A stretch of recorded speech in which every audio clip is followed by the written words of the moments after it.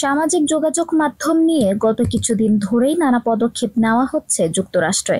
সম্প্রতি বাইডেন সরকার সেখানে টিকটক বন্ধ করার সিদ্ধান্ত নিয়েছে।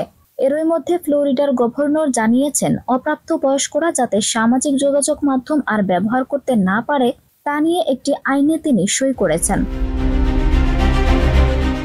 2025 সালের 1 জানুয়ারি থেকে এই আইন কার্যকর হবে।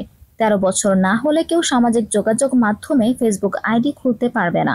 আইনে বলা হয়েছে 13 বছর বয়স পর্যন্ত সামাজিক যোগাযোগ মাধ্যম ব্যবহার করা যাবে না। 14 এবং 15 বছরের বালক বালিকারা অ্যাকাউন্ট তৈরি করতে পারবে, কিন্তু তার জন্য বাবা মায়ের অনুমতি নিতে হবে।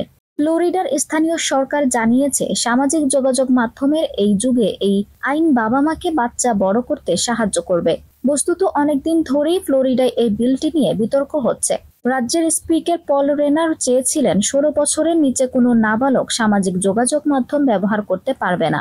সেই প্রস্তাব খারিজ হলেও তার কাছাকাছি একটি প্রস্তাব শেষ পর্যন্ত আইনের চেহারা পেয়েছে।